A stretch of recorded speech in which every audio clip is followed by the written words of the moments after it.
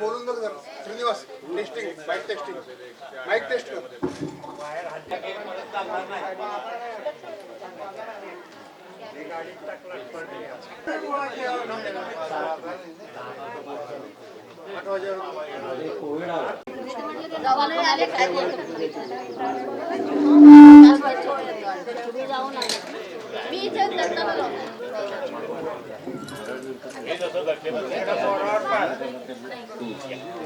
यांची मुलाखत लेखिका आणि डॉक्टर मेधा क्षीरसागर आणि पत्रकार मधुसूदन पत्की घेणार आहेत. तर या कार्यक्रमाच्या निमित्त म्हणजे हा जयपूर साहित्य संमेलन हे काय आहे, हा प्रकार काय आहे हे आपल्याला माहित असणं आवश्यक आहे. की जसं आपल्याकडं साहित्य संमेलन दरवर्षी होतं, आपल्याकडं सातारला साहित्य संमेलन झालं होतं त्याप्रमाणे, तर त्याच्यामध्ये आपल्याला माहिती आहे की खूप मोठा प्रतिसाद मिळाला होता. तर तसंच एक जयपूरला एक साहित्य मेळा आयोजित केला जात असतो. तर आपल्या याच्या कार्यक्रमाच्या म्हणजे त्याच्यात अधिक माहिती आपल्याला होणारच आहे. तर त्याचं एक वैशिष्ट्यपूर्ण जयपूर हे जे एक आपल्याला माहितीच आहे, आपण ज्यावेळेला जेव्हा राजस्थानला जातो त्यावेळेला जयपूर उदयपूर आपण भेट देत असतो. तर या जयपूरला एक वेगळ्या प्रकारचा साहित्य मेळा भरत असतो आणि त्या संमेलनाकरता माझा बंधू श्रीनिवास गेले जवळजवळ 6-7 वर्ष सातत्याने जातोय आणि त्याला एक प्रकारची त्यांनी मेंबरशिप म्हणजे त्यांनी सदस्यत्व करून घेतलेलं आहे. आणि त्याच्यामधून जे अनुभव की आता आपल्याला माहिती आहे की साहित्य विषयक जे ते अनुभव असतात की आपल्यापेक्षा म्हणजे आपल्या संमेलन आणि जयपूरचं साहित्य संमेलन याच्यामध्ये वेगळेपण काय आहे याच्यातून आपल्याला विशद होणार आहे. म्हणजे याच्यातून आपल्याला समजणार आहे की ते आपल्याला त्याचा जो प्रवास आहे जयपूर साहित्य संमेलनाचा तो याच्यातून उलगडणार आहे. तर आपण कार्यक्रमाला सुरुवात करूया. तत्पूर्वी मी डॉक्टर मुरलीधर वाळुंजकर म्हणजे माझे काका यांना विनंती करतो की या आपले ज्या पाहुणे आहेत मेधा स्वागत आहे.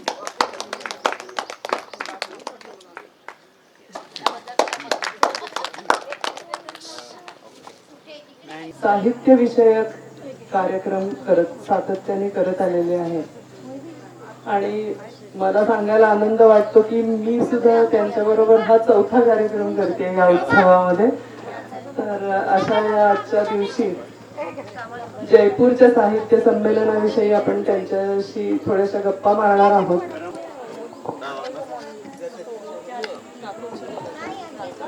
सर्वप्रथम नमस्कार. कृष्णाबाई उत्सव संस्थेमध्ये मी हा कार्यक्रम करतोय आणि गेली अनेक वर्ष साहित्य विषयक उपक्रम या ठिकाणी साजरे केले जात आहेत.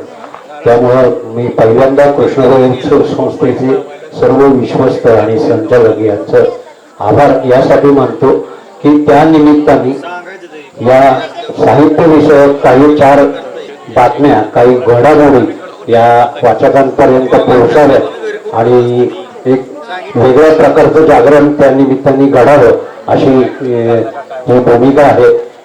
तर पहिला प्रश्न असा आहे की अशा पद्धतीची कोणती संमेलनं कुठे कुठे भरली जातात. तर सगळ्यात महत्वाचा मुद्दा असा आहे की जयपूर साहित्य संमेलनाच्या खूप आधी 99 वर्ष अखिल भारतीय मराठी साहित्य संमेलन हे महाराष्ट्रामध्ये भरलेलं आहे. त्याचे काही संमेलन ही बडोदा, इंदोर, ग्वाल्हेर, पणजी, हैदराबाद अशा ठिकाणी पण झालेली होती. पण या संमेलनामध्ये आणि आपल्या जयपूरच्या संमेलनामध्ये काही फरक आहेत. त्या सगळ्याचं निराकरण करण्यासाठी मी आज आपल्या समोर उभा आहे. सगळ्यात महत्वाची गोष्ट म्हणजे पुणे बुक फेअर हा आता रिसेंटली पुण्यामध्ये सुरू झालेला एक उपक्रम आहे. त्याला मिळणारा प्रतिसाद हा फार मोठ्या प्रमाणामध्ये आहे. त्याचबरोबर गोव्यामध्ये, त्याचबरोबर केरळमध्ये कोचीला साहित्य संमेलन होतं.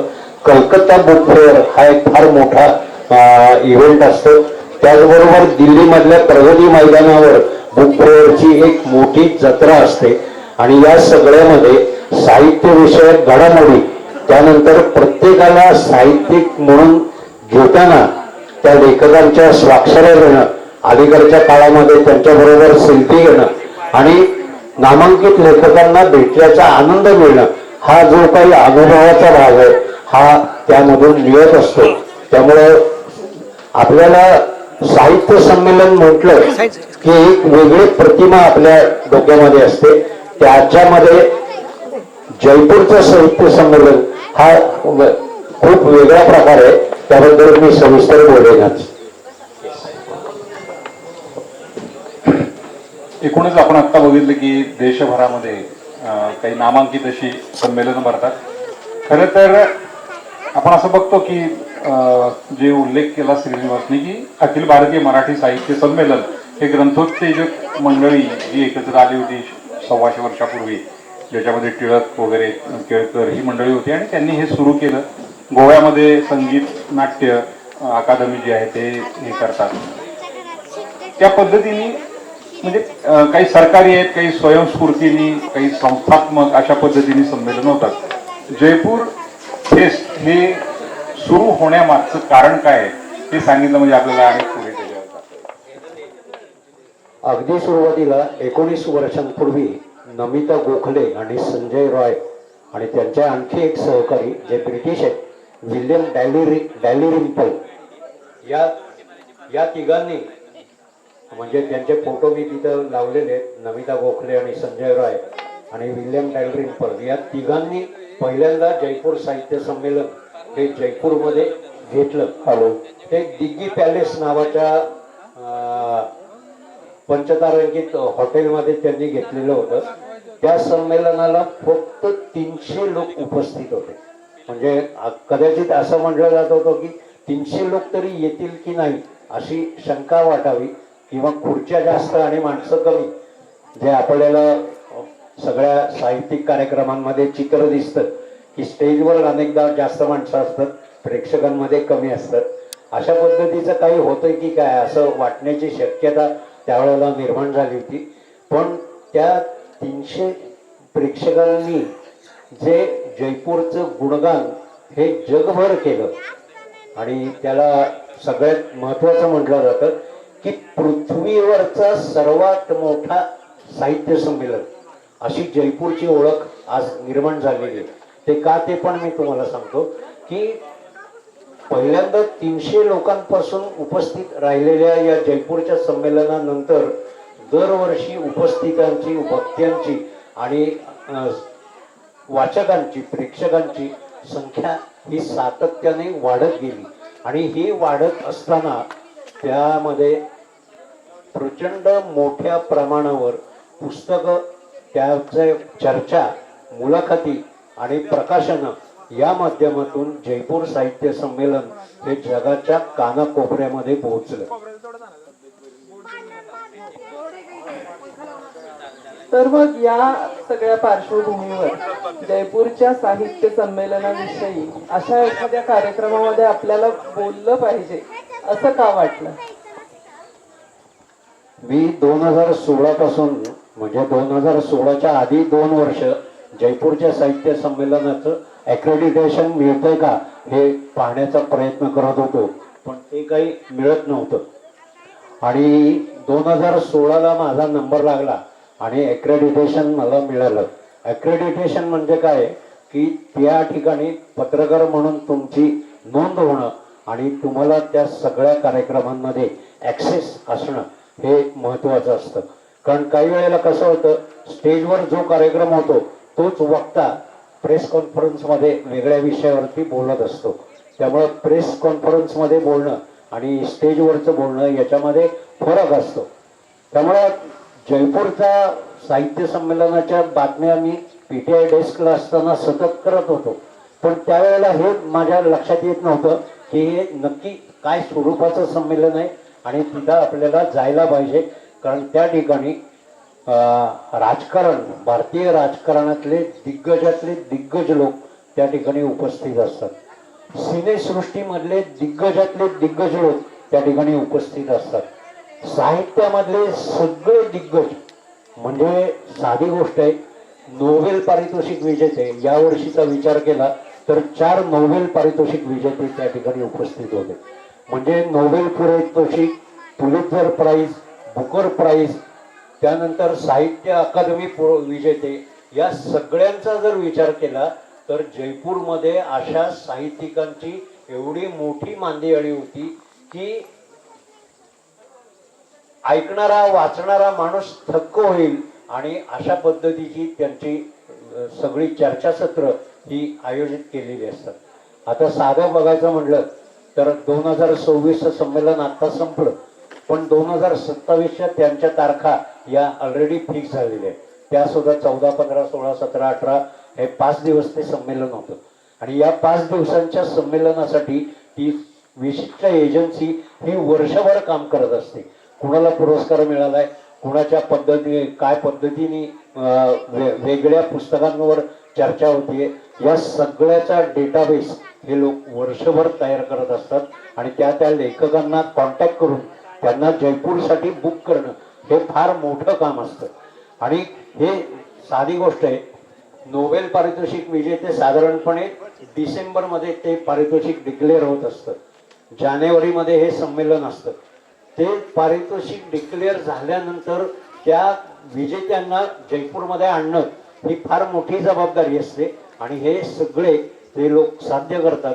आणि सगळ्यात महत्त्वाचं म्हणजे या सगळ्या दिग्गज लोकांना, म्हणजे अमर्त्य सेन सारखा माणूस असेल किंवा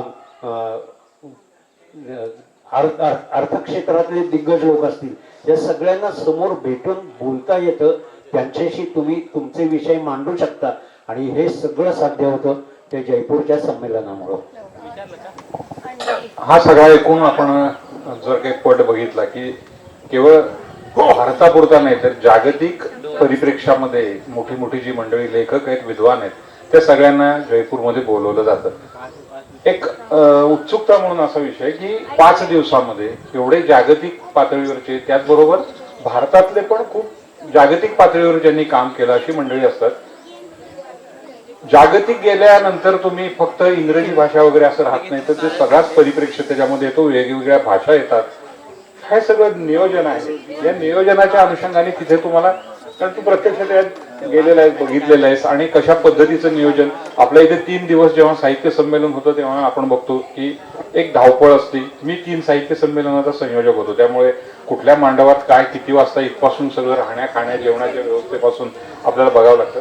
तिथलं एकूण शेड्यूल कसं असतं आणि कशा पद्धतीने वार्तांकन आहे, त्याचबरोबर स्वतःचं काही, म्हणजे एक पत्रकार म्हणूनही तुझी एक वेगळी भूमिका मी असं समजतो की काही गोष्टी आपल्याला कव्हर पण करायच्या आहेत, काही आपल्याला ऐकायचं पण आहे आणि पेपरमध्ये जे जाईल चटपटीत ते पण आपल्याला द्यायचं आहे. अशा सगळ्याच विषयातनं आपल्याला काम करावं लागतं.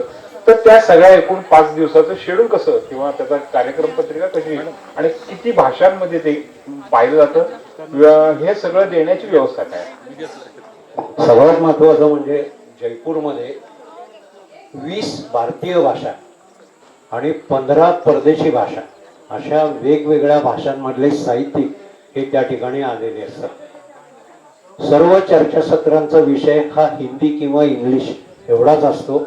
याच्या व्यतिरिक्त तिथं तिसरी भाषा नसते. सगळ्यात महत्वाचं म्हणजे दिनक्रम जर आपण बघितला तर यावेळेला इन्फोसिसने स्पॉन्सर केलेलं होतं. सकाळी 9 ते 10 हे त्या ठिकाणी शास्त्रीय संगीत किंवा भारतीय संगीतातले वेगवेगळे प्रकार हे रोज सकाळी 9 ते 10 हे त्या ठिकाणी चालायचे. त्यापूर्वी काय व्हायचं, सकाळी 8 ते 9 योगासनांचं एक सेशन त्या ठिकाणी असायचं. म्हणजे योगासनं आणि ध्यानधारणा, तुम्ही माइंड फ्रेश करा. 10 वाजता सगळी चर्चासत्र सुरू होती. मग दरबार हॉल असेल, फ्रंट लॉन असेल, त्यानंतर 4 बाग असेल, अशा 4, 5, 6 ठिकाणी वेगवेगळी चर्चासत्र ही घडली जातात. त्यामध्ये विषय जर आपण बघितले तर हा फार वैविध्य त्या विषयांमध्ये असतं. म्हणजे एक विषय मला आठवतोय, त्या नमिता गोखले आणि त्यांची एक सहलेखिका मालाश्री लाल या दोघींनी राधा हा विषय घेतलेला होता. श्रीकृष्ण आणि राधा आपल्याला सगळ्यांना त्यांच्या कहाण्या, त्यांच्या गोष्टी सगळं माहिती. त्यांनी 12 लेखकांना जगभरातल्या श्रीकृष्ण आणि राधा याविषयी लेखन करायला सांगितलं आणि त्याचं पुस्तकामध्ये रूपांतर केलं. फाइंडिंग राधा या पद्धतीने त्यांनी ते पुस्तक प्रकाशित केलं.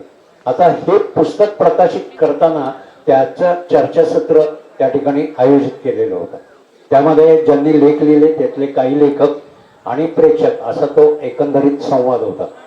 आता फाइंडिंग राधा, मग राधेची परिमाणं काय आहेत, राधेचे ऐतिहासिक संदर्भ काय आहेत, हे सगळं राधा आणि कृष्णाचं नातं हे कोणत्या पातळीवरती होतं, या सगळ्या विषयांचा सखोल आढावा त्या सगळ्या पुस्तकामध्ये आपल्याला आढळतो. आता हे सगळं चालू असताना, म्हणजे आज जे म्हणतात मुलं पुस्तकं वाचत नाहीत, तर माझं म्हणणं याच्या पूर्णपणे उलट आहे. मुलं पुस्तकं वाचतात. तुमच्या वाचण्याच्या वेगापेक्षा त्यांचे विषय वेगळे असतात, पण ते फार मोठ्या प्रमाणात आणि फार प्रचंड प्रमाणात वाचतात. आता हे फाइंडिंग राधाचं उदाहरण मी तुम्हाला जे सांगितलं ते यासाठी सांगितलं की संपूर्ण चर्चासत्र हे 50 मिनिटाचं चालतं. 50 मिनिटाच्या चर्चासत्रानंतर शेवटची 20 मिनिटं ही वाचकांच्या प्रश्नांना असतात, ओपन फोरम ज्याला आपण म्हणतो. आता या फाइंडिंग राधाचा सगळा विषय घेतला असताना एक 22 वर्षाचा मुलगा आहे, त्यांनी प्रश्न विचारण्यासाठी हात वर केला होता आणि प्रश्न किती चांगला होता बघा. त्याने असं सांगितलं की महाभारताचा काळ हा सगळा मूल्यांवर आधारित असा काळ होता. तिथं पैसा आणि त्याची याचा काही देणं घेणं नव्हतं. राधा जी होती ती राधा ही विवाहित होती. तिच्या नवऱ्याचं नाव अनय होतं आणि कृष्णाबरोबर राधेचं नाव जोडलं जाणं, त्यांची मंदिरं होणं, ही सगळी गोष्ट त्या अनयला त्यांनी ते कसं सहन केलं असेल त्या काळामध्ये. साधारण 5000 वर्षापूर्वीचा काळ आपण म्हणतो महाभारताचा आहे. तर अनयने हे त्यावेळेला कसं घेतलं असेल आणि या सगळ्या ज्या लेखकांनी हे जे पुस्तक केलंय त्यामध्ये अनयचा उल्लेख कुठेही नाहीये. तर अनयविषयी तुम्हाला काय वाटतंय हे सांगा म्हटल्यावरती त्या प्रश्नाला पहिल्यांदा टाळ्या पडल्या होत्या. म्हणजे 22 वर्षाचा मुलगा राधाकृष्णाच्या नात्याबद्दल राधेच्या नवऱ्याचा विचार करतो आणि त्या काळामध्ये काय घडलं असू शकेल याचा विचार करतो. हे कुठेतरी मला सकारात्मक असं चित्र दिसतं. तसंच भैरप्पांच्या चर्चासत्र एक झालं होतं. भैरप्पा म्हणजे वंशवृक्षापासून महाभारत असेल, रामायण असेल, प्रचंड मोठं लेखन त्यांनी केलेलं आहे. त्या भैरप्पांना प्रश्न विचारलेला होता, वंशवृक्षविषयीच होता आणि त्याच्यामध्ये त्यांनी म्हटलं होतं की तुमच्या सगळ्या चित्रणामध्ये द्रौपदीचं चित्रण आहे ते पुरुषसत्ताक लेखणीमधून आहे. त्याच्यामध्ये द्रौपदीचा स्वतंत्र तुम्ही विचार केलेला नाही. म्हणजे या पद्धतीने जर समोरचे लोक प्रश्न विचारत असतील तर ते त्या संमेलनाचं फार मोठं यश आहे असं मला म्हणावंसं वाटतं.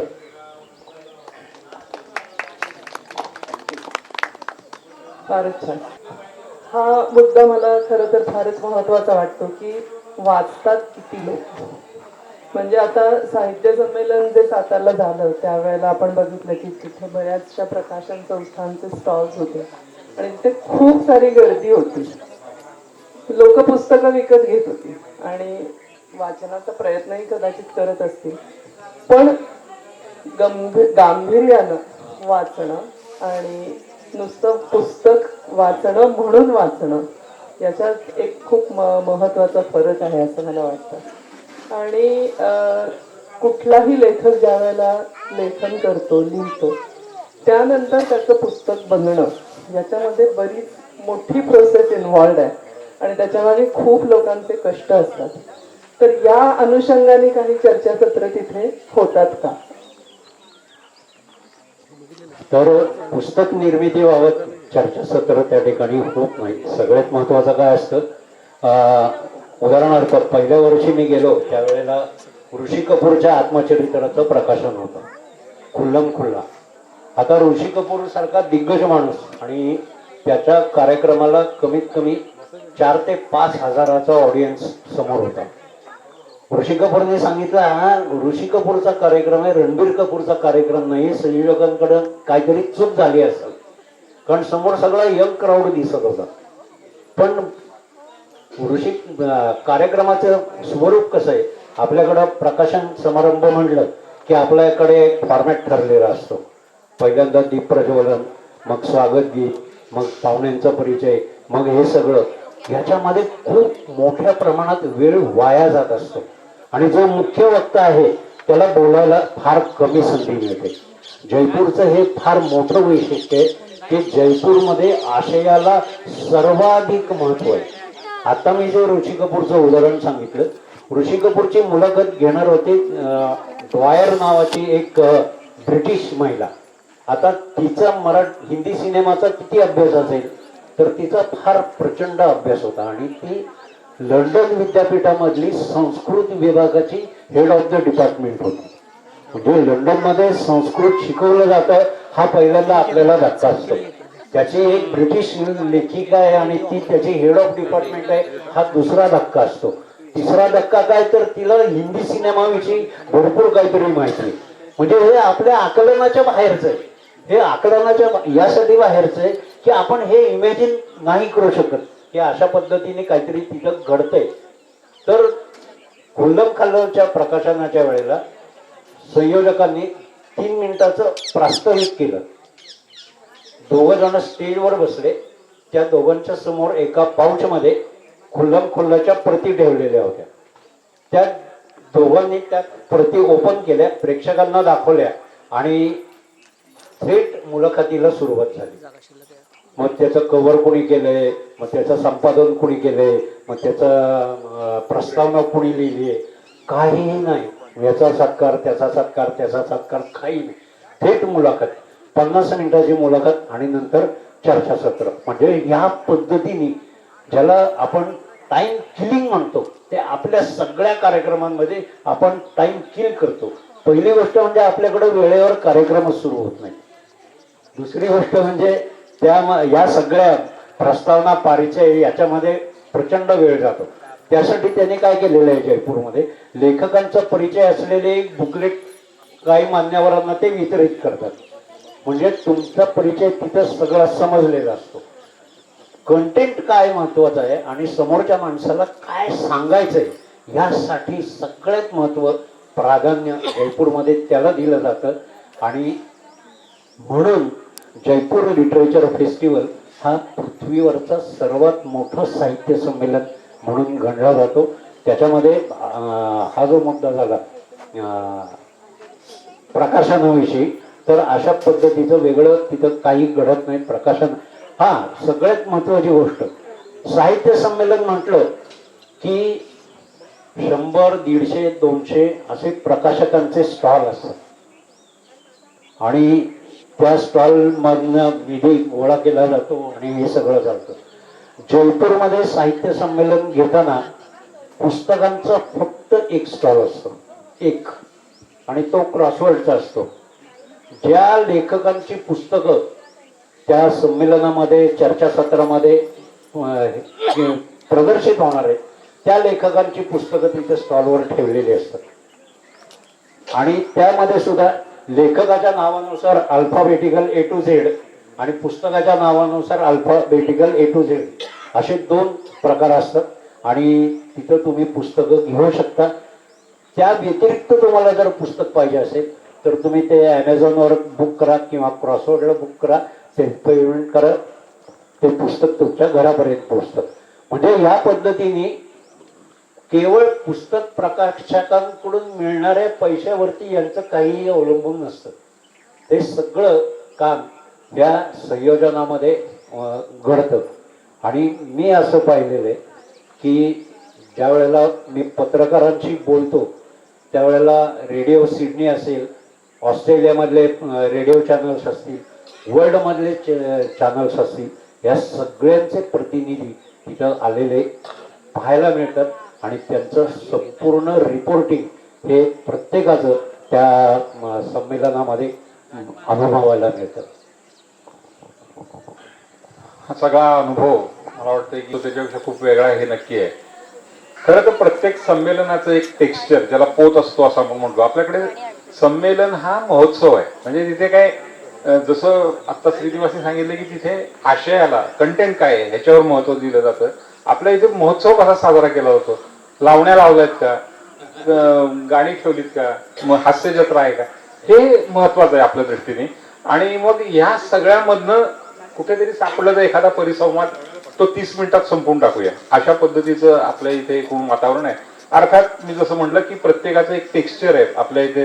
म्हणजे महाराष्ट्रामध्ये सर्वसाधारणपणे माझ्या माहितीनुसार 7-8 वर्षापूर्वी जवळपास सगळ्या भाषांची आणि महाराष्ट्रात भरणारी 1200 संमेलनं होती. म्हणजे संख्यात्मक जर काही आपण विचार केला आणि त्याचं एक संमेलन भरवलं तर 2 वेळा जागतिक संमेलन भरेल. पण आपल्यात गट तट सगळे प्रकार आपल्याला माहिती आहेत आणि त्यानुसार ती संमेलनं भरवली जातात. आता ही तुलना खरं तर मला करायची नाहीये, पण ज्याच्यातली साम्य स्थळ आणि थोडंसं वेगळं पण काय आहे आणि त्यातनं आपण काही शहाणं होऊ शकतो का, किंबहुना आपण संयोजक नसलो तरी संमेलन कसं पाहावं हा सगळा जो व्यापार आहे, म्हणजे व्यापार चांगल्या अर्थाने म्हणतोय मी, की तिथे सुज्ञ जे वाचक बसलेले आहेत त्यामुळे त्या संमेलनाला एक उठाव आलेला आहे. आपल्या इथे दुपारचा पास जेवणाचा, संध्याकाळचं नाश्त्याचं आणि रात्रीचं ह्याला जर काही असेल तर प्रचंड गर्दी होते. आणि मग लावणीचा कार्यक्रम असेल तर जबरदस्त. म्हणजे कराडचं साहित्य संमेलन मी कव्हर करत होतो आणि शेवटच्या दिवशी त्या ह्यांचा लावणीचा कार्यक्रम होता, सुरेखा पुणेकर, आणि तुफान म्हणजे लाठीचार्ज करावा लागला. शेवटी 3 दिवस काही झालं नाही, पण शेवटच्या दिवशी लाठीचार्ज करावा लागला. आणि साहित्य संमेलनामध्ये सुरेखा पुणेकरच्या कार्यक्रमाला लाठीचार्ज ही बातमी महत्वाची ठरली. म्हणजे साहित्य संमेलनामध्ये काय ठराव झाले वगैरे हा सगळा खूप वेगळा विषय गौण राहिला होता. तर आपल्याला, मला असं म्हणायचंय की तुलना नाही, पण ही महाराष्ट्रामध्ये जी साहित्य संमेलन भरतात किंवा एकूणच संमेलनं भरतात, महोत्सव भरतात आणि त्यातनं सुज्ञ वाचक निर्माण करणं, ह्या साहित्य संमेलनाला जाणारा एक साक्षर असणारा वर्ग तयार करणं, या दृष्टिकोनातून तुझी ऑब्झर्वेशन मांडावीत असं मला वाटतं. सगळ्यात महत्वाचं म्हणजे जयपूरमध्ये जे साहित्य संमेलन होतं त्याचं उद्घाटनही जयपूरचा जो त्यावेळेचा मुख्यमंत्री असेल त्यांच्याच हस्ते होतं. सातारचं संमेलन आपण जर बघितलं तर सातारच्या संमेलनाचं उद्घाटनही मुख्यमंत्र्यांच्याच हस्ते झालं होतं. कारण सरकार एवढं अनुदान देतं, पैसा देतं, मग आमचं रिप्रेझेंटेशन नको का, अशी काही भूमिका असेल वगैरे. राजस्थान सरकार जयपूरला संमेलनाला अजिबात अनुदान देत नाही, पण मुख्यमंत्री उद्घाटनाला असतो. आता सातारचं संमेलन आपण बघितलं, सातारच्या संमेलनामध्ये उद्घाटनाच्या वेळेला स्टेजवर 35 खुर्च्या होत्या. हा सदस्य, ग्रामसेवक, तो साहित्य महामंडळाचे लोक, असे सगळे, मग मुख्यमंत्री, त्यांच्याबरोबरचे आणखी 6-7 लोक, 35 खुर्च्या साहित्य संमेलनामध्ये उद्घाटनाच्या स्टेजवर होत्या. जयपूरच्या साहित्य संमेलनाच्या उद्घाटनाला स्टेजवर एकही खुर्ची नव्हती. उद्घाटन मुख्यमंत्र्यांच्याच हस्ते, मुख्यमंत्री पहिल्या रांगेत बसले. निवेदकाने अनाऊन्स केलं आता दीप प्रज्वलन होऊन उद्घाटन होईल. दीप प्रज्वलनाला सुद्धा त्यांनी अभिनव संकल्पना काढलेली. लायटर्स होते, लायटर्स प्रत्येकाच्या हातात, आणि डिजिटल समय होती. तुमच्या हातात लायटर घ्यायचा आणि तो ट्रक केला की त्यामधली ज्योत पेटली. त्यामुळं वारा आलं आणि समय विझली हा पण प्रकार नाही. आणि संमेलनाच्या संयोजकांपैकी संजय रॉय आणि नमिता गोखले या दोघांनी प्रास्ताविक केलं ते 3 मिनिटं. निवेदन सुरुवातीचं 2 मिनिटं, म्हणजे याच्यात 10 मिनिटं गेली. त्यांनी सांगितलं मुख्यमंत्र्यांनी आता उद्घाटन करावं. मग मुख्यमंत्री आणि 6-7 जे मान्यवर होते त्यांनी दीपप्रज्वलन केलं. दीपप्रज्वलन केल्यानंतर त्यांनी मुख्यमंत्र्यांना सांगितलं तुम्ही आता भाषण करा. मुख्यमंत्री बोलले, ते 10 मिनिटं बोलले आणि साधारणपणे अर्ध्या तासामध्ये सगळा कार्यक्रम संपला. म्हणजे पहिलं सगळ्यात महत्वाची गोष्ट, जयपूरच्या साहित्य संमेलन कुठल्याच, म्हणजे जयपूर सारख्या संमेलन अध्यक्ष हा प्रकार नसतो. कारण सगळेच एवढे प्रकांड पंडित असतात, त्याच्यामधनं कोणीतरी अध्यक्ष काढायचा हे फार अवघड असतं. त्यामुळे संमेलनाला अध्यक्ष नसतो. कुठल्याही चर्चासत्राला वेगळा अध्यक्ष नसतो. त्या चर्चासत्राचं जे सार येईल ते शेवटी निवेदक त्याच्या याच्यामध्ये मांडतो, भाषणामध्ये, आणि तो कार्यक्रम संपतो. त्यामुळे संमेलनाचा अध्यक्ष नसतो. ही सगळ्यात सकारात्मक, कारण संमेलनाच्या अध्यक्षपदावरनं होणारे वाद, चर्चा, त्याच्यावरनं येणारे लेख हे सगळं आपण बघितलं की आपल्याला वाटतं नको ते साहित्य संमेलन, पण हे सगळं तिथं नसताना ज्या पद्धतीने गुणात्मक दर्जा आणि चांगला वाचक घडणं हे जे काही आहे हे आपल्याला जयपूरमध्ये 100% बघायला मिळतं. आणि मी जसं सांगितलं की सुरुवातीला शास्त्रीय संगीत, त्याच्यानंतर चर्चासत्र सुरू होतं, दुपारी 2 तास भोजनासाठी असतात आणि त्यानंतर संध्याकाळी 7 वाजेपर्यंत आणखी चर्चासत्र, 20 भारतीय भाषा, 15 परदेशी भाषा आणि या सगळ्यांमधले दिग्गज समोर असताना तुम्हाला वेगळं काही सुचणं हे शक्यच नव्हतं. मी सगळ्यात पहिल्या वर्षी ज्यावेळेला गेलो होतो त्यावेळेला माझा प्रचंड मोठा गोंधळ झालेला होता. जयपूरच्या संमेलनाच्या कार्यक्रम पत्रिकेचं असं पुस्तिका निघते आणि या पुस्तिकेमध्ये तुम्ही बघाल तर कोणत्या वेळेला कुठं काय कार्यक्रम आहे हे सगळं मेन्शन केलेलं असतं. मी पहिल्यांदा गेलो त्यावेळेला गुलजार त्यावेळेला होते, गुलजार 6-7 वर्ष तिथं येत होते आणि एक ठिकाणी असं व्हायचं की चला इथं गुलजार हा कार्यक्रम अटेंड करू. त्याच वेळेला कार्यक्रम पत्रिकेत बघितलं तर दुसरीकडे असं वाटायचं की तिकडं सचिन तेंडुलकर आहे. मग करायचं काय, मग हे करायचं का दुसरीकडे जायचं. याच्यामध्ये माझा अख्खा फेस्टिवल हा त्याच्यामध्ये घडला. मग त्यांनी सांगितलं की या कार्यक्रमामध्ये तुमचे आवडीचे कार्यक्रम आहेत त्याला मार्क करा, तेवढ्या अटेंड करा. त्यानंतर पत्रकार परिषदा असतात, त्या पत्रकार परिषदा अटेंड करा आणि हेच तुमच्या वाटेला आहे. म्हणजे जसं म्हणतात की जी कुलकर्णींचं एक वाक्य आहे, नदी वाहत असते, तुमच्या वाट्याला जेवढं पाणी येईल तेवढं तुम्ही घ्या. जसं जी कुलकर्णींनी म्हणलं होतं की काही गाथा समजत नाही ते सोडून द्या. जसं मर्ढेकर म्हणले होते की तुमची बनबांबूचे पिवळ्या गाथे ही कविता समजत नाही, तर श्रीपू भागवतांना मर्ढेकर म्हणले ती तुमच्यासाठी अस्तित्वात नाही असं समजा. ज्यांना समजेल, ज्यांना अर्थ लागेल ते लागेल. तशी ही वाहणारी फार मोठी गंगा आहे आणि त्याच्यामधनं आपल्याला जेवढं पाहिजे तेवढं आपण मिळवायचं हे या साहित्य संमेलनाचं सगळ्यात मोठं आणि महत्वाचं काम आहे.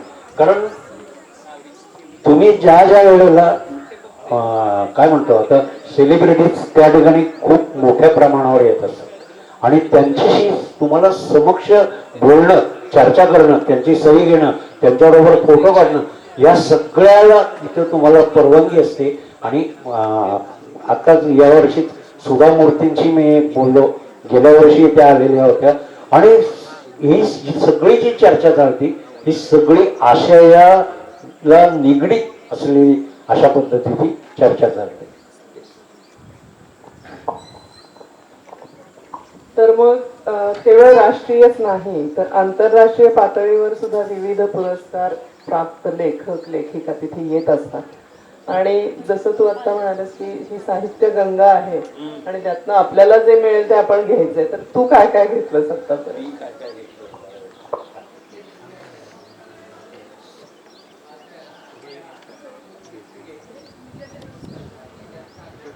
सगळ्यात महत्वाचं मी काय काय घेतलं तर याच्यामध्ये मी सगळ्यात महत्वाचं शिकलो की वेळ कशी पाळायची आणि कार्यक्रमाचं नियोजन किती परफेक्ट करायचं हे सगळ्यात महत्वाचं मी या ठिकाणी शिकलो. समोर 4 लोक असले तरी तुमचा कार्यक्रम त्यावेळेला सुरू झाला पाहिजे हे सगळ्यात महत्वाचं. येणारे येतील, त्यांच्या त्या सवडीने येतील, त्यांच्या त्या सवडीने ते जातील सुद्धा. तुम्हाला काय करायचंय तर तुम्हाला तुमच्या विषयाला धरून असलेला मुद्दा शेवटच्या वाचकापर्यंत पोहोचवणं हे तुमचं सगळ्यात महत्वाचं काम आहे आणि ते करणं आणि त्यासाठी या संमेलनाला जाणं हे मला महत्वाचं वाटतं. त्याचबरोबर अनेक नामांकित लोक या ठिकाणी भेटतात आणि या लोकांवर आपल्या मनात अनेकदा प्रश्न असतात की असं झालं असतं तर यांनी काय उत्तर दिलं असतं. असे लोक तुमच्या समोर उभे असतात आणि त्यांना काही प्रश्न विचारायचे असतील तर ते प्रश्न विचारणं आणि तुमच्या प्रश्नांचं निराकरण करून घेणं हे तुमच्यासाठी महत्वाचं असतं. आता गेली साधारणपणे 93-94 साली माझं पहिलं कविता संग्रह सातारच्या संमेलनात प्रकाशित झाला होता. त्यानंतर इतकी वर्ष मी मराठी साहित्याच्या क्षेत्रामध्ये काम करतोय.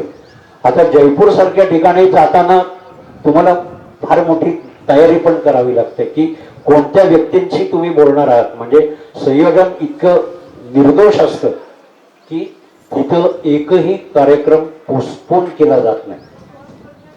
कार्यक्रमाची वेळ बदलली जात नाही. ज्या वेळेला जे ठरलंय त्या वेळेला ते पुकारलं जातं आणि त्या वेळेला तो कार्यक्रम होत असतो. त्याच्यामध्ये कुठलीही तरतूद नाही, सवलत नाही, काही नाही. त्यामुळे तुम्हाला जर माहिती आहे की या ठिकाणी शशी थरूरची मुलाखत आहे आणि त्या वेळेला ती असणार.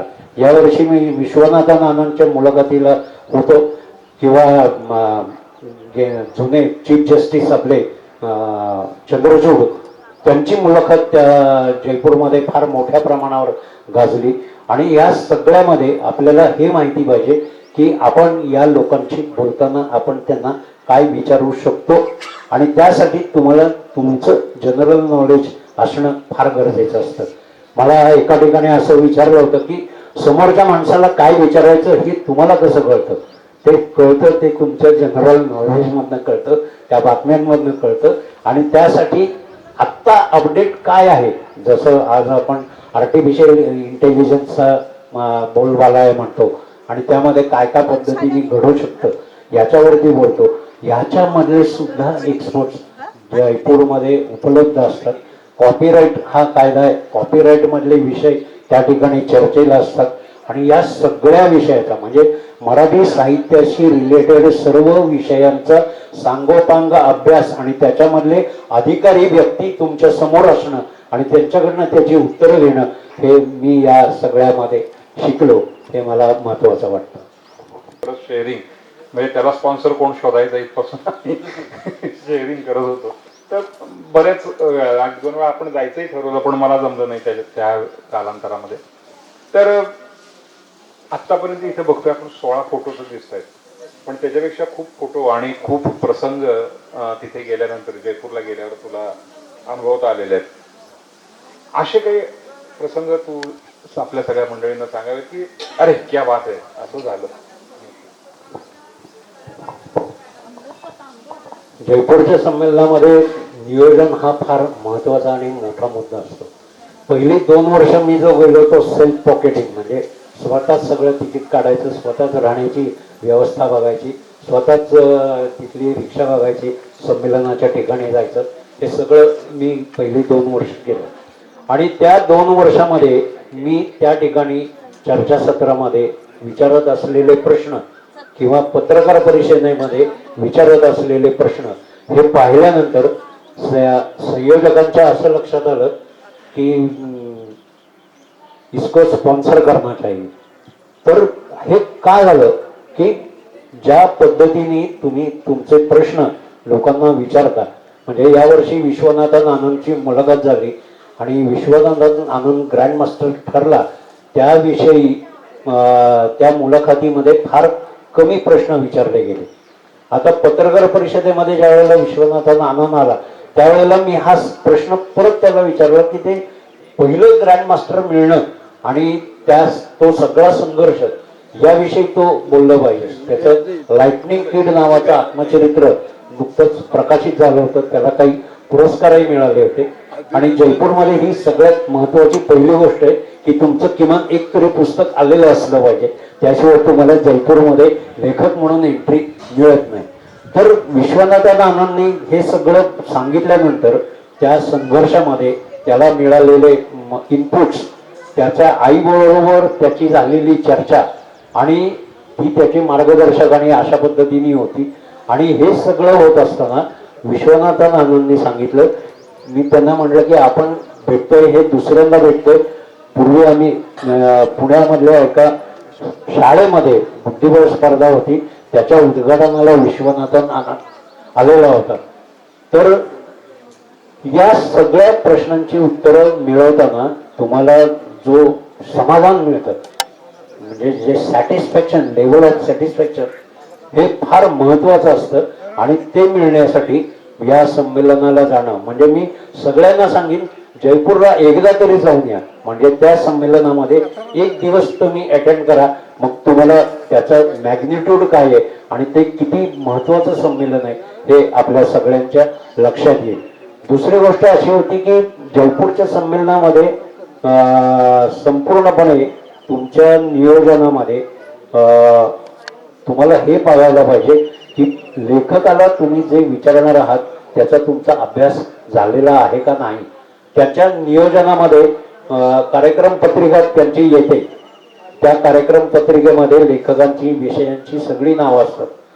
तुम्हाला व्यक्तिगत कुणाची मुलाखती घ्यायच्या आहेत का याचं एक वेगळं मेल येतं आणि ती नावं तुम्ही त्यांना कळवायची असतात आणि त्यांचे व्हॉलेंटियर्स तुम्हाला त्या गोष्टीची आठवण करतात की इतक्या वाजता अमुक लेखक येणार आहे. कपिल सिब्बल सारखा माणूस त्या ठिकाणी येतो, जयराम रमेशांसारखा माणूस येतो, शशी थरूर येतात.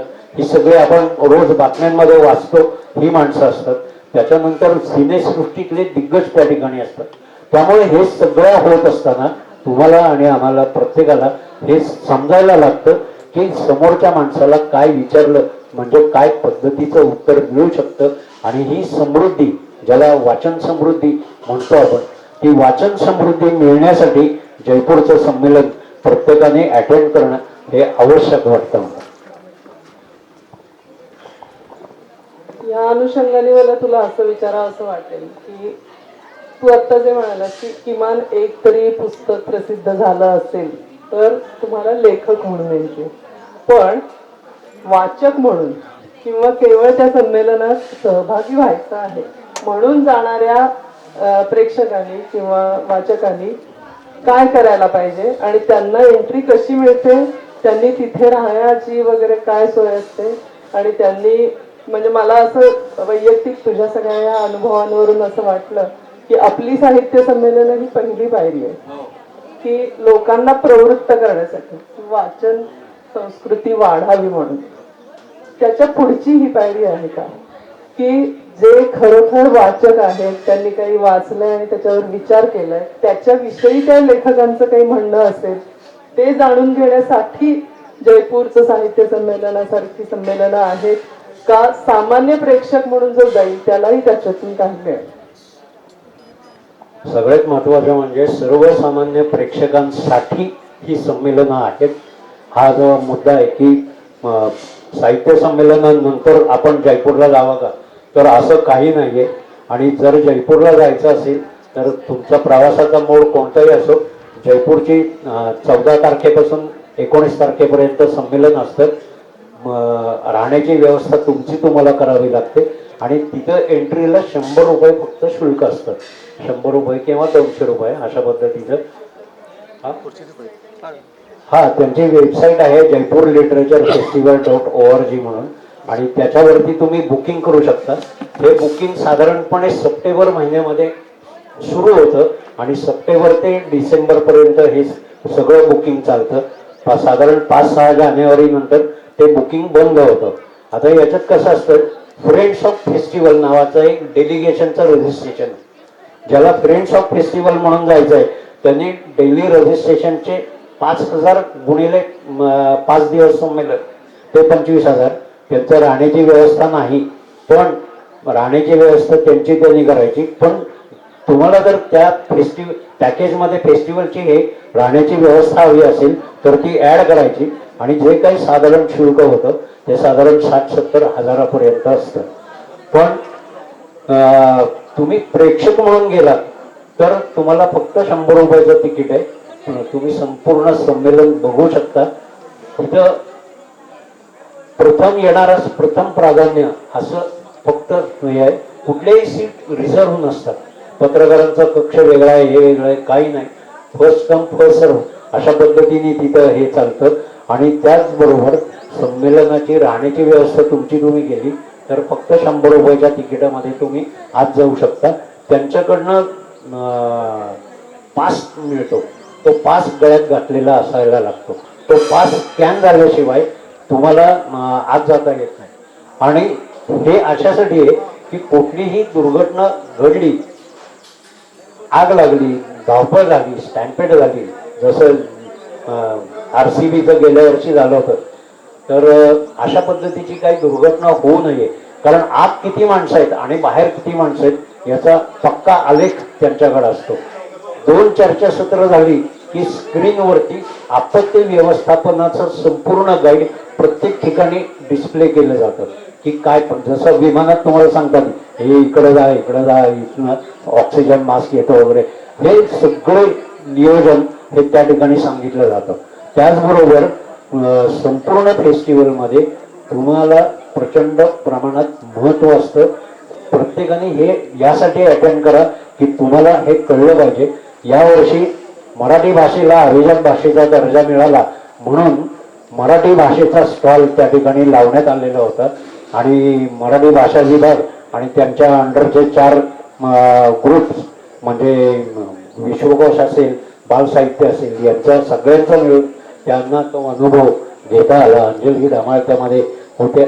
त्याचबरोबर मराठी भाषेविषयी 2 चर्चासत्र त्या ठिकाणी झाली आणि ती चर्चासत्र मात्र इंग्रजीमध्ये होती. पण मराठी भाषा ही किती अभिजात दर्जा मिळण्या पात्र अशा पद्धतीची सगळी चर्चा ही त्या ठिकाणी झाली आणि त्या सगळ्यामधून एक भाषिक समृद्धपणा हा आपल्याला अनुभवायला मिळतो आणि तो तुम्ही सगळ्यांनी अनुभव घ्यावा अशी माझी या निमित्तानं विनंती राहील. बऱ्यापैकी शेवटच्याच प्रश्नाकडे आपण आलेलो आहोत आणि जो प्रश्न विचारला आहे त्याचा पूर्वार्ध तू तुझ्या या उत्तरात केलेला आहे की नेमकं आपणही बरेच आपला आता जानेवारी महिन्यात आपल्या इथे पण ग्रंथ महोत्सव होतो. आता मी मगाशी म्हणलं तसं महोत्सव म्हटल्यानंतर उत्सवच आहे, त्याच्यामध्ये आनंद मिळवायचा एवढाच एक भाग असतो. चांगलं वाईट ह्याची काही मला टीका टिप्पणी नाही करायची, पण त्यातनं काय मिळावं तर नेमकेपणा आहे, नियोजन आहे किंवा आपण होमवर्क किती करून जायला पाहिजे आणि एक खरोखर जसं म्हटलं की वाचन साक्षरता हा भाग त्यांनी त्या पद्धतीने तिथे विकसित केलेला आहे. आपल्याकडे 1200च्या आसपास संमेलन होतो पण ती साक्षरता म्हणावी त्या पद्धतीत येत नाही. या सगळ्याचं कन्फ्युजन तू काय करतो? सगळ्याचा एक सारांश आपल्याला काढायचं की नक्की आपण काय घेतलं पाहिजे अशा संमेलन म्हणजे जयपूर लिटरेचर फेस्ट आहे त्याच्यामधनं किंवा तशा पद्धतीचे जे होतात. अगदी सुरुवातीला तू म्हणलास की फक्त व्यासपीठावर एकच खुर्ची जो बोलतो तोच असतो, बाकी कोण असत नाही त्याच्याबरोबर वगैरे. इथपासून बारीक सारीक गोष्टींपासून आपण नक्की काय घ्यायला पाहिजे म्हणजे आपलं ह्या सगळ्याच मला वाटतं एक मंथन होऊन काहीतरी नवनीत निघालं असं म्हणता येईल. आपल्या इथे ही मंडळी मगाशी मामा म्हणले तसं की गर्दी मंडळी असणं गर्दीपेक्षा फार महत्वाचं असतं, तर त्यातली पण चांगली मंडळी आपल्या पुढच्या संमेलनांमध्ये आणि महोत्सवांमध्ये नक्कीच काहीतरी तो दृष्टिकोन घेऊन जातील असं वाटतंय. मी अगदी सुरुवातीला सांगितलं की जयपूरच्या संमेलनामध्ये सुरुवातीला 300 लोक होते आणि 300 लोक सुद्धा जास्त खुर्च्या आहेत अशा पद्धतीने वाटेल अशी परिस्थिती होती. पण गेल्या 19 वर्षामध्ये जयपूरचा बोलबाला माउथ पब्लिसिटी, जयपूरवाले कुणालाही जाहिरात देत नाहीत आमचा फेस्टिवल आहे या, आणि हा बोलबाला एवढ्या प्रचंड प्रमाणामध्ये आहे की जयपूरमध्ये रोज त्या संमेलनाला 1.25 ते 1.5 लाख लोकांची एंट्री असते. 1.25 ते 1.5 लाख लोकांची एंट्री. पाहुणे पत्रकार म्हणजे वर्ल्ड मधली मीडिया त्या ठिकाणी येते ते पाहुणे. मी तिथे असे लेखक बघितलेले, तस्लिमा नसरीन सारखे लेखक मी तिथे बघितलेले, जे लेखक कार्बन गन 4 झेड सिक्युरिटी असलेले लोक त्या ठिकाणी आलेले होते. सलमान रश्दी एकदा येणार होते पण तो कार्यक्रम काहीतरी बारगाळला आणि ते काय आले नाहीत. पण या मॅग्नेट्यूडचे लोक त्या ठिकाणी येत असतात. त्याचबरोबर कंटेंट मीडिया म्हटलं आशय संपन्न लेखन आणि लेखकांची चर्चा या सगळ्याचा विचार करतात. प्रत्येकाने आयुष्यात एकदा तरी जयपूर साहित्य संमेलन अटेंड करावं आणि आपली वाचन समृद्धता मिळवावी हे माझा या निमित्ताने फार महत्वाचं आव्हान राहील. या सगळ्या फेस्टिवलमध्ये 500 ते 600 कार्यकर्ते हे त्यांचं प्रशिक्षण असतं आणि तुम्हाला जे लागेल ते सगळं अवेलेबल करून देणं हे त्यांची जबाबदारी असते आणि ते सगळी एक मोठी वेगळी यंत्रणा त्यासाठी कार्यरत असते.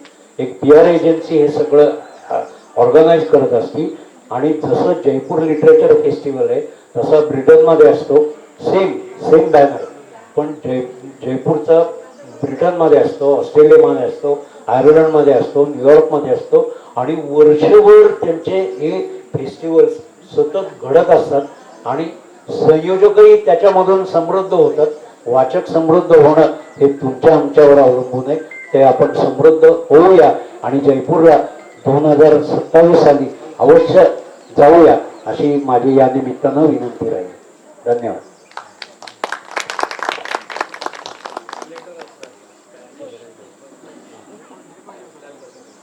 प्रश्न असा आहे की तिथे विविध विषयांवरची पुस्तकं आणि त्याचबरोबर विविध भाषांमधले लेखक आलेले असतात. आणि आता तू असं म्हणालास की हिंदी आणि इंग्रजी या दोनच भाषांमध्ये तिथे संवाद होतो, तर मग ट्रान्सलेटर्स उपलब्ध असतात का?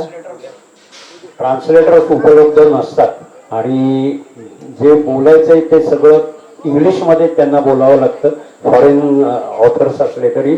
पण अनेक ठिकाणी म्हणजे त्यांनी आता ही सोय केलेली आहे की म्यूट टॉक, जे हे मूकबधीर वार्तापत्र ज्या पद्धतीने चालतं ती युनिव्हर्सल एकच लँग्वेज आहे. त्यामुळे उद्घाटनाच्या कार्यक्रमात सुद्धा म्यूट टॉक याचं डेमो हा असतो आणि प्रत्येक चर्चासत्रामध्ये त्याचा तुम्हाला डेमो बघायला मिळतो आणि ते अनुभवता येतं. त्यामुळे भाषेचा तो प्रश्न या पद्धतीने त्यांनी सोडवलेला आहे. कोणाचे काय प्रश्न असतील तर येस. सातारमध्ये काय आपण त्याचं ऑफिस वगैरे करणार आहे जयपूर संबंध? नाही, जयपूरचं साताऱ्यामध्ये काही होणार नाही. त्यांच्या वेबसाईटवरच सगळं रजिस्ट्रेशन चालतं आणि त्या पद्धतीनेच ते आपण करू शकतो. तशी त्या माहितीची कार्यशाळा श्रीनिवासला घ्यायला की काय नाही खरंच म्हणजे कशा पद्धतीने काय करायचं. हो तेच की. Yes. चलो थँक्यू. धन्यवाद श्रीनिवास. तू सातत्याने गेली 7 वर्ष तिथे जातोयस आणि सगळ्या जयपूर फेस्टिवलचं इव्होल्युशन जसं होत गेलंय त्याचा तू साक्षीदार आहेस. तर मला असं वाटतं की आपल्या जमलेल्या सगळ्या प्रेक्षकांनी तुझ्यापासून थोडीशी प्रेरणा घेऊन एखादं वर्ष तरी, जसं आपण राजस्थानच्या ट्रिपला म्हणून जातो त्याच्यातच हा एक इव्हेंट ऍड करायला हरकत नाही. जानेवारीच्या मिडमध्ये घ्यायचं. एक्झॅक्टली, कारण त्यावेळेला जयपूरची हवा पण चांगली असते. आणि मला फक्त त्याच्यात एकच अडचण वाटते की लाखो लोक एकेका दिवशी येत असतील तर राहण्याची फक्त सोय आधीपासून करावी लागत होते. पण जयपूर हे डेस्टिनेशनच असं आहे की तिथे तो प्रश्न येऊ नये. लेखकांच्या घरी किंवा असं काही होत नाही. रूम्स भरपूर आहेत, कमीत कमी 15,000 हॉटेल्समध्ये रूम्स आहेत, त्यामुळे राहण्याचा प्रॉब्लेम येतो. तर अशा रीतीने आज इथे कृष्णाबाई उत्सव संस्थेने श्रीनिवास वारुंजीकर यांची जयपूर लिटररी फेस्टिवल याविषयी त्याच्याशी संवाद साधण्यासाठी आम्हाला आमंत्रित केलं आणि आम्हाला ही संधी उपलब्ध करून दिली, याबद्दल त्यांचे आभार. धन्यवाद.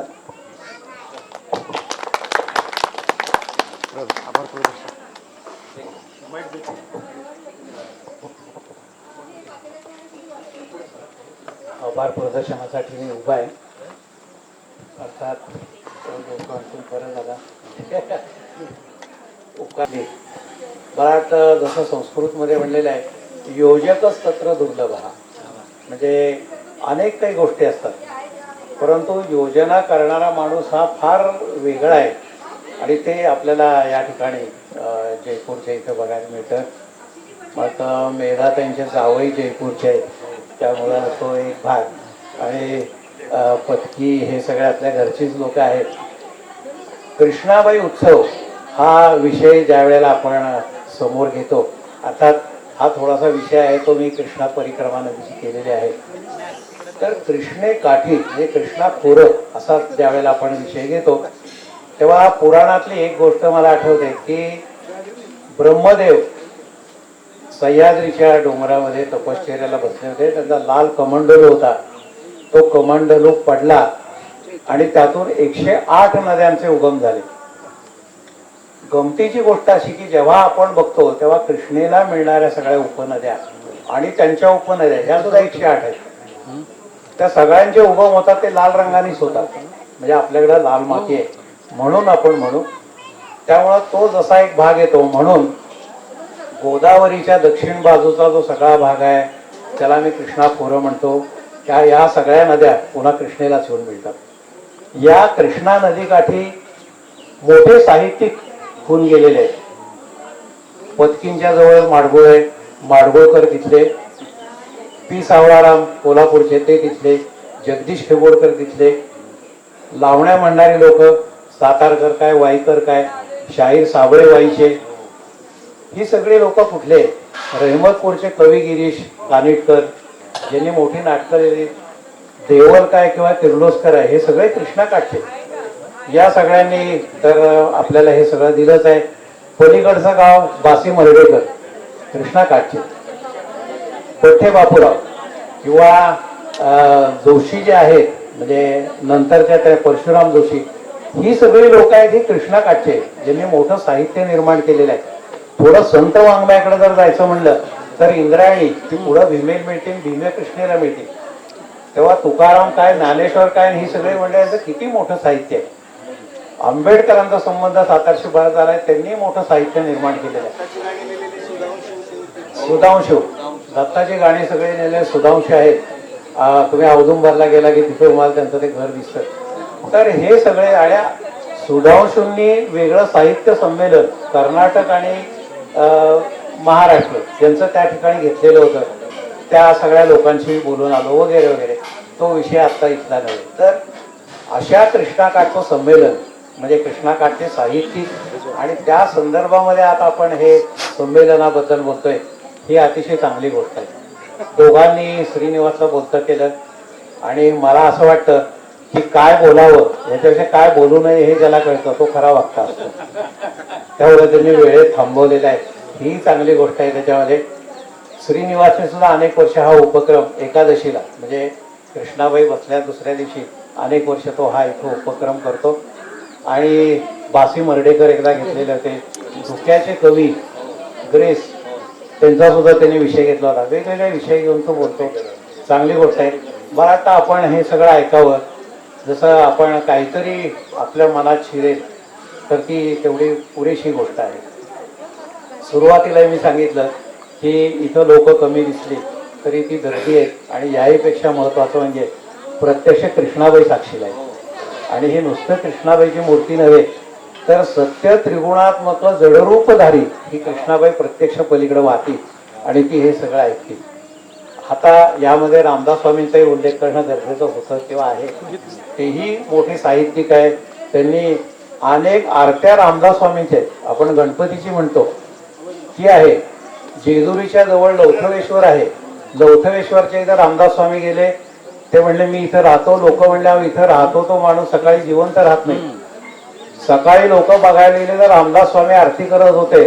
लौथवती विक्राळा ब्रह्मांडे माळा ही आरती त्यांना तिथंच फोडली. कृष्णे काठे आले.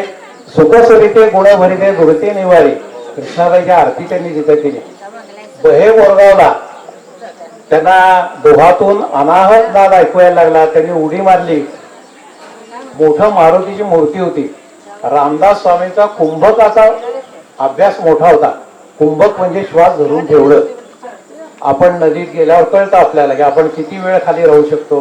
ती मूर्ती उचलून त्यांनी वरती आणली आणि तिथं त्यांना मारुतीची आरती सुचली. 17 उड्डाणे हुंकार वगैरे हे सगळे साहित्य कृष्णाकाठचे.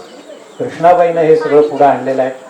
अशा साहित्याबद्दल अशी एक सुंदर चर्चा इथं झालेली आहे. या तिघांनी वेळ काढला त्याबद्दल संस्था त्यांचे आभारी आहे. मी श्रीकांतला सांगतो की श्रीफळ देऊन एकेकांचा सत्कार करा. प्रकाश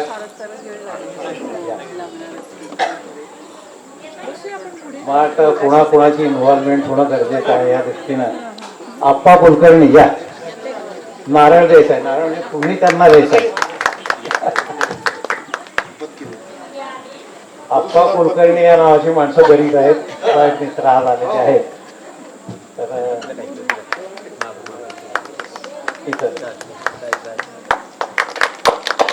धन्यवाद. मी हा कार्यक्रम संपला असं जाहीर करतो. थोड्या वेळानं इथं भोजनाची व्यवस्था होईल. मी संयोजकांना